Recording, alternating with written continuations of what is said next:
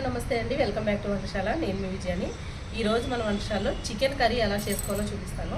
అంటే నాకు మా రేణుకి మా పిల్లలకి అందరికీ ఏంటంటే పొయ్యి మీద ఇలాగ ఏమైనా చికెన్ కర్రీ అది ఉంటే చాలా ఇష్టం అనమాట. అయితే చికెన్ కర్రీ అండ్ పూరి ఎక్కువ ఈ మనకి దసరాకి తెలంగాణలో పూరి చికెన్ కర్రీ లేదంటే పూరి మటన్ కర్రీ కాంబినేషన్ తోటి తింటారనమాట. చాలా బాగుంటుందండి, ఒకసారి టేస్ట్ చేయండి. నార్మల్గా పూరి చికెన్ కర్రీ తింటారు. ఇప్పుడు నేను చేసే చికెన్ కర్రీ ఎలా ఉంటుందో చూసి మీరు కూడా ఒకసారి ట్రై చేయండి. అందులోనూ ఇంకా స్పెషల్ ఏంటంటే పొయ్యి మీద వండుకున్న ఏ కూర అయినా సూపర్గా ఉంటుంది. ఇప్పుడు నేను ఎలా చేస్తానో మీకు నేను చూపిస్తాను. అయితే చికెన్ అయితే కాల్పించి తీసుకొచ్చామన్నమాట. కాల్చిన చికెన్ చాలా బాగుంటుంది స్కిన్తో పాటు.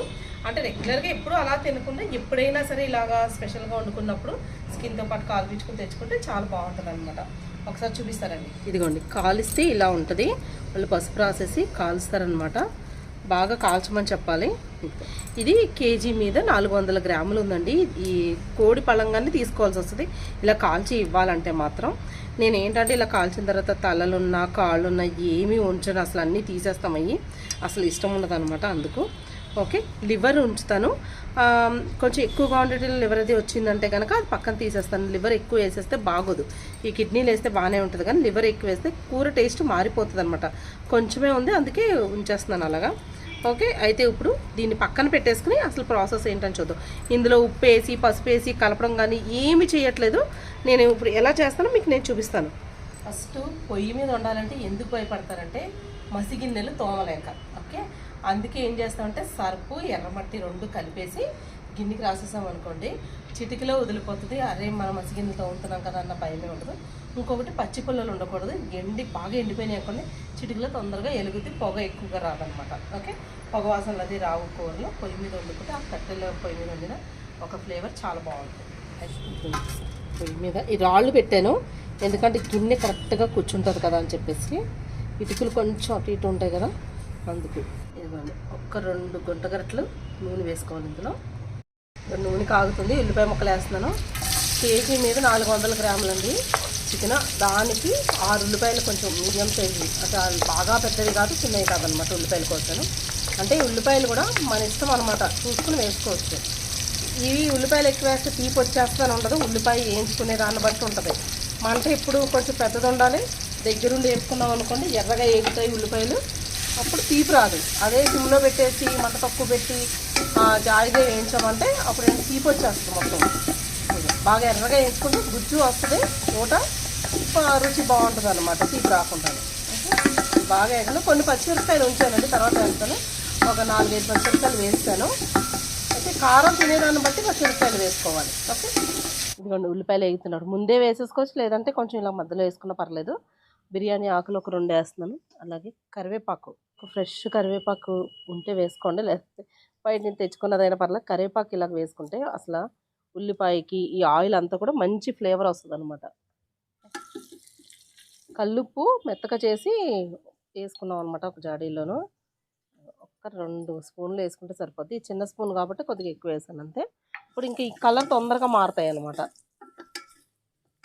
ఆల్రెడీ ఈ విషయం అందరికీ తెలిసిందే, కానీ ఒకసారి ఎలాగో చేస్తాం కాబట్టి చెప్తున్నానండి. ఉల్లిపాయ చూడండి చక్కగా ఏగిపోయింది.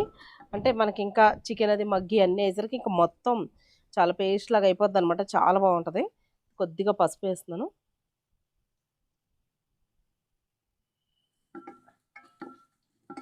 కారం మాత్రం ఇప్పుడు వేయకూడదండి, తర్వాత వేసుకుందాం కారం. చికెన్ ముక్కలు వేసుకుందాం.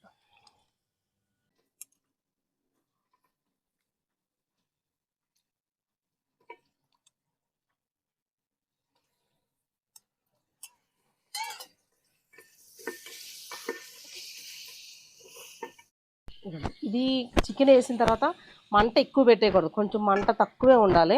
దీనో ఇంకా కదిపే అక్కర్లేదు. ఒక క్లాత్ ఇచ్చుకుని కావాలంటే ఇలా ఇలా తిరగేసుకోవాలన్నమాట. ఓకే, జాయిగా మగ్గుద్ది. ఇది మసాలాలు మీకు చూపిస్తాను, ఇది మగ్గే లోపల.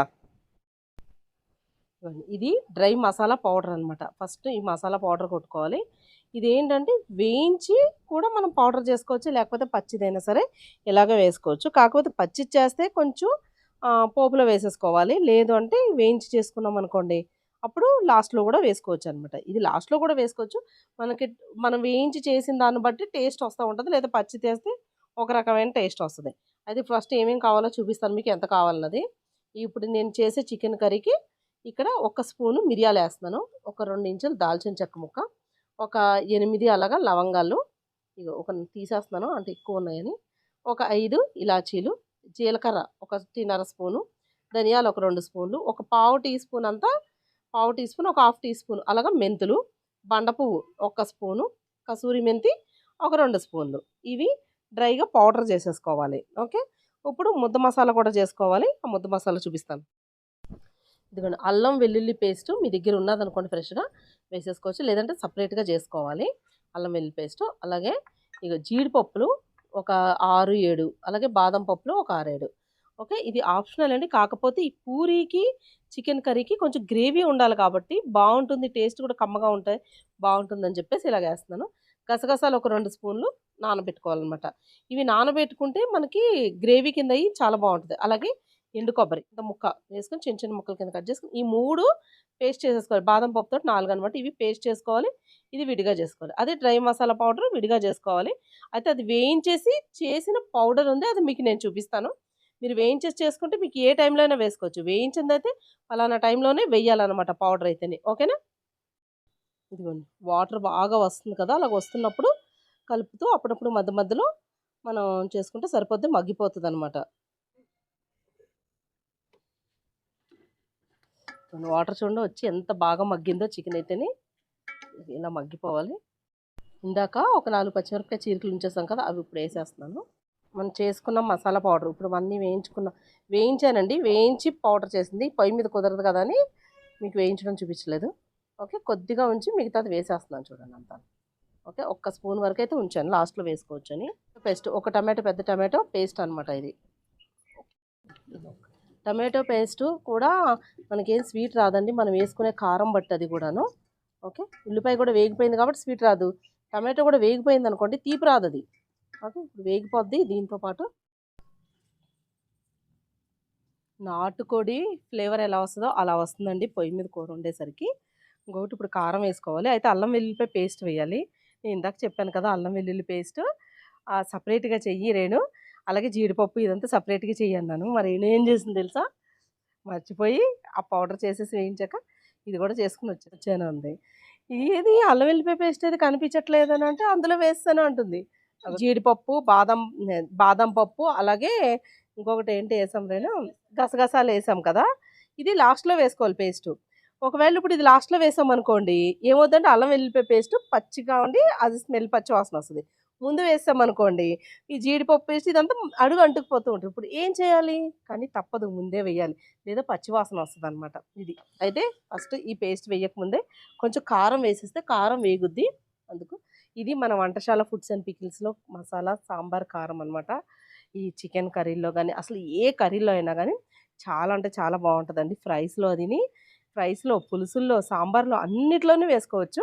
సాంబార్ కారం అంటే తెలియని వాళ్ళ గురించి మళ్ళీ చెప్తున్నానండి. సాంబార్ కారం అంటే ఓన్లీ సాంబార్లో వేసుకునేది కాదు, కూరలో, పులుసులో, అన్నిట్లోనూ వెజ్, నాన్ వెజ్ అన్నిట్లోనూ వేసుకోవచ్చు. అసలు ఆ మసాలాతో ఉంటుంది, చాలా బాగుంటుంది అనమాట.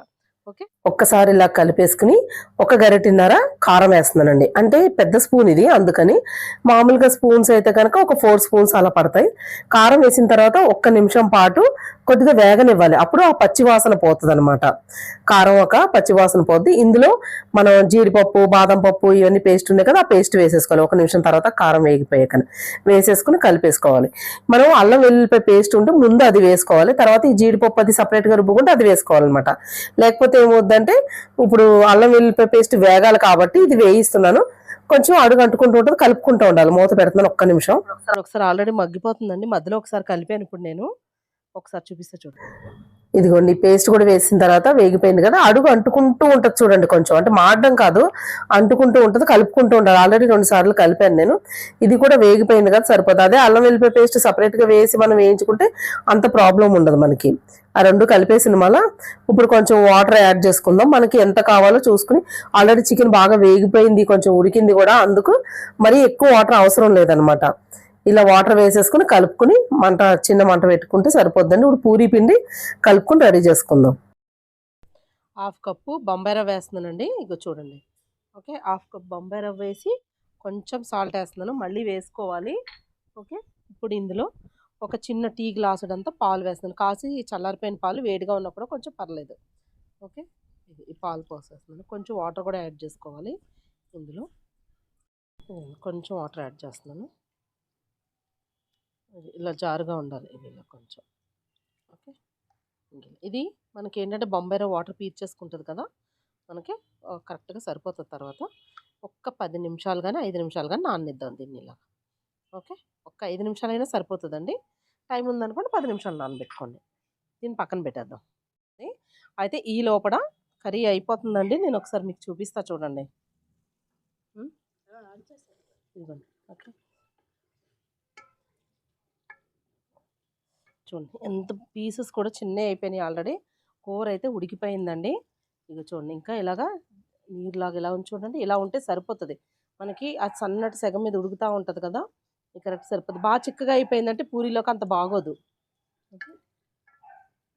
చాలు. కొత్తిమీర కూడా వేసేసుకుందాం. ఊళ్ళో తీసేస్తున్నాను ఎందుకంటే ఆ వేడి సెగకి వండితే సరిపోతుంది. బొగ్గులు ఉన్నాయి కదా కింద, ఇంకా చూడండి చాలా అనమాట. మళ్ళీ ఇంకెక్కువ ఉడికిపోతుంది బాగాను. మళ్ళీ కూర అయితే పొయ్యి మీద జాయిగా ఉడుకుతుంది. ఈ లోపల ఏంటంటే పూరీకి పిండి ఎలా కలుపుకోవాలో చూపిస్తాను. అసలు పూరీలు మాత్రం చాలా బాగుంటాయి. ఓకే. ఎక్కడ స్కిప్ చేయకుండా వీడియో చూడండి. ఈ దసరాకి మంచి టేస్టీ అయిన చికెన్ కర్రీ పూరీ తిని చూడండి, సూపర్ అనమాట. ఓకే. ఇదిగోండి ఒక 10 నిమిషాలు అయింది కదా, మనకి ఈ బొంబాయి రవ్వ అయితే నానిపోతుంది. ఇందులో మనం గోధుమ పిండి వేసుకుందాం. ఎంత వేయాలో చూపిస్తాను. ఒక కప్పు ఫుల్గా గోధుమ పిండి వేసుకోవాలండి. రెండు సమానంగా వేసుకున్నా కూడా పర్వాలేదు, లేదా ఉత్తి గోధుమ పిండితోనే చేసుకుంటాం మేము పూరీలు అంటే కూడా చేసుకోవచ్చు. నాకు గోధుమ పిండి పూరీలు క్రిస్పీగా ఉంటాయి చూడండి, అలా ఉంటే చాలా ఇష్టం అనమాట. ఇందాక కొంచెమే వేసాం కదా సాల్ట్, సరిపోదండి. మళ్ళీ కొంచెం యాడ్ చేస్తున్నాను. గోధుమ పిండికి కూడా కావాలి కదా సాల్ట్, అందుకు. ఇది ఇప్పుడు ఈ మొత్తం రవ్వ అంతా ఇందులో మిక్స్ అయ్యేలాగా కలుపుకోవాలి. ఇందులో కొంచెం వాటర్ కలుపుకుందాం. అని చపాతీ పిండిలాగే కలుపుకోవాలన్నమాట. ఇది కూడా కొంచెం యాడ్ చేసుకొని కలుపుకొని చూడండి, సరిపోతే మళ్ళీ కలుపుకుందరు. ఓకే. ఇప్పుడు ముద్దలాగా కరెక్ట్గా ఇదిగోండి. ఆయిల్ ఒక్క స్పూన్ ఆయిల్ వేసుకుని ఇలా కలిపితే మనకు కరెక్ట్గా ఈవెన్గా చక్కగా కలుస్తుంది. మనం పిండిలోనే ఆయిల్ వేసుకోవచ్చు, షుగర్ వేసుకోవచ్చు అండి. ఇందులో నేను షుగర్ వేయడం మర్చిపోయాను. మళ్ళీ ఇప్పుడు ఇంకైతే కలవడం ఇబ్బంది అవుద్ది కదా, అందుకని వేయట్లేదు. నేను ఎప్పుడు వేసినా కానీ పూరీలు మంచి రంగు వస్తాయని కొద్దిగా ఒక స్పూన్ వరకు కూడా వేసేస్తాను. ఇంత పిండికి ఒక స్పూన్ షుగర్ వేస్తాను అనమాట. బాగుంటుందండి, కలర్ కూడా బాగుంటుంది, రుచి బాగుంటుంది. ఒక 10 నిమిషాలు కానీ 5 నిమిషాలు కానీ పక్కన పెట్టేసుకుని అప్పుడు పూరీ చేసుకుందాం. మూత పెట్టేద్దాం. ఇదిగోండి చూడండి ఎంత సాఫ్ట్గా అయిపోయింది పిండి అయితేని. ఒక్క 10 నిమిషాలు అనమాట చాలు. ఇంకా ఒక 6 నిమిషాలు అయింది అంతే. నేను చేసేస్తున్నాను, చీకటి పడిపోతుంది అని చెప్పి. ఓకే. పూరీలు చేసేసుకుందాం. దీనికి ఆయిల్ రాసేసుకుంటే సరిపోద్దండి. మళ్ళీ పిండి అది ఏమి వేయక్కర్లేదు. వేస్తే ఏమవుద్దంటే మనకి మొత్తం ఆయిల్లో అంతా పిండి పిండి కింద నల్లగా అయిపోతూ ఉంటుంది అనమాట.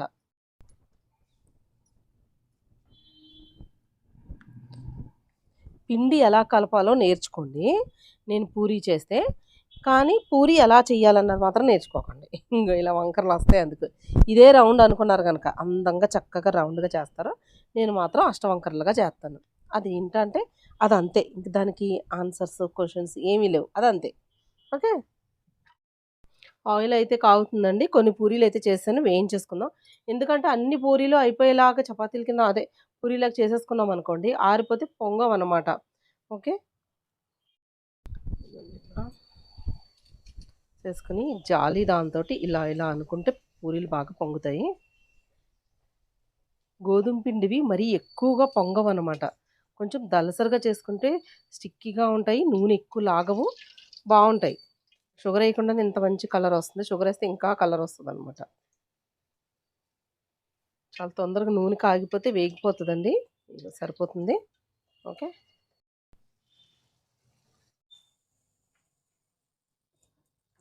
పూరి దలసరిగా ఉంటే తొందరగా పొంగుద్ది, పలచగా ఉంటే పొంగదన్నమాట. నేను ఆయిల్ కొంచెం తక్కువ వేసే వేయిస్తున్నాను మళ్ళీ, ఎందుకంటే కాక నూనె ఉండిపోతుంది అని చెప్పేసి.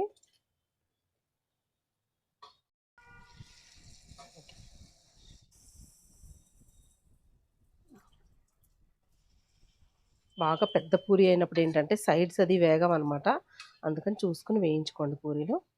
ఓకే, మీకు ఇవి అయిపోయిన తర్వాత చూపిస్తానండి లైన్గా. ఒక 6-7 పూరీలు అయితే వేసాము. పూరీలు చూడండి పొంగిన తర్వాత కూడా చాలాసేపు మనకి ఇలా మెత్తబడిపోకుండా ఉంటాయన్నమాట. అయితే ఇప్పుడు ఈ కర్రీ చూడండి అసలు ఎంత మంచి కలర్ కూడా ఎంత బాగా వచ్చిందో. నేనైతే నిజం చెప్తున్నానండి, ఎలాంటి ఫుడ్ కలర్స్ కానీ ఏమి వాడను. మా దగ్గర ఉన్న కారమే చాలన్నమాట. ఆ బ్యాడగి కాయలతో ఉంటుంది కదా, రంగు ఎక్కువ ఉంటుంది, మరి ఘాటు ఏమి ఎక్కువ అయ్య బాబోయ్ కారం వేస్తున్నాం చాలా ఘాటు ఉంటుంది అన్నట్టు ఏమి ఉండదు.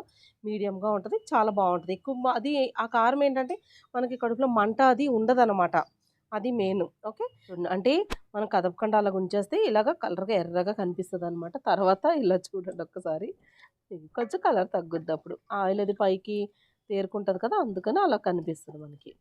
ఓకే, ఇప్పుడు ఒక దాంట్లోకి గ్రేవీ చూడండి ఎంత బాగుందో అసలు.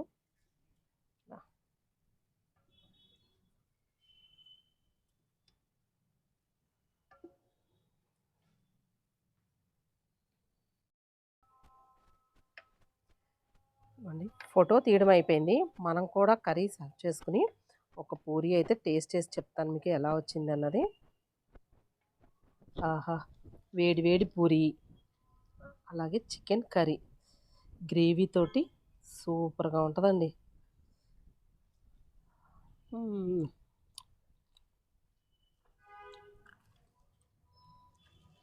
అబ్బా, అదిరిపోయింది. కర్రీ మాత్రం చాలా బాగుంది.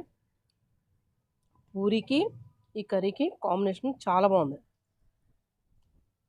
చికెన్ కూడా చూడండి నిజంగా ఒక్కొక్కసారి ముదిరిపోయిన చికెన్ వస్తుంది. అలాంటప్పుడు కూడా మనకి పొయ్యి మీద ఇలా వండుకుంటే అసలు ఎంత సాఫ్ట్గా ఉంటుందో. చాలా వరకు నాటుకోడి ఫ్లేవరు, నాటుకోడిని తింటున్నట్టుగా అనిపిస్తుంది మనకి, కానీ చికెన్ సాఫ్ట్గా ఉంటుంది అంతే. నిజంగా చెప్తుందండి, చాలా అంటే చాలా బాగుంది కర్రీ అయితేని. ఇక పూరి గురించి స్పెషల్గా చెప్పక్కర్లేదు కదా, ఒక్కసారి కర్రీ ఇలా ట్రై చేయండి. పొయ్యి మీదనే కాదండి, స్టవ్ మీద కూడా ఇలా చేసుకోవచ్చు. అంటే మీకు తెలుసు కదా అసలు ఎంత బాగుందో అనమాట టేస్ట్ మాత్రం. ఆ గ్రేవీ కానీ ఆ చికెన్ కానీ సూపర్గా ఉంది. మరి ఇంకెందుకు ఆలస్యం, మీరు కూడా ట్రై చేసి చూడండి, ఎలా వచ్చిందో కామెంట్ బాక్స్లో కామెంట్ చేయండి. వచ్చే వీడియోలో ఒక మంచి రెసిపీతో పాటు మళ్ళీ కలుసుకుందాం. అందరికీ ముందుగా దసరా శుభాకాంక్షలు. ఓకేనండి, బాయ్ బాయ్. మా వీడియో నచ్చిందంటే మా ఛానల్ సబ్స్క్రైబ్ చేసుకోండి, లైక్ చేయండి, షేర్ చేయండి. మళ్ళీ వచ్చే వీడియోలో ఒక మంచి రెసిపీతో మళ్ళీ కలుసుకుందాం. అంతవరకు సెలవు, బాయ్ బాయ్.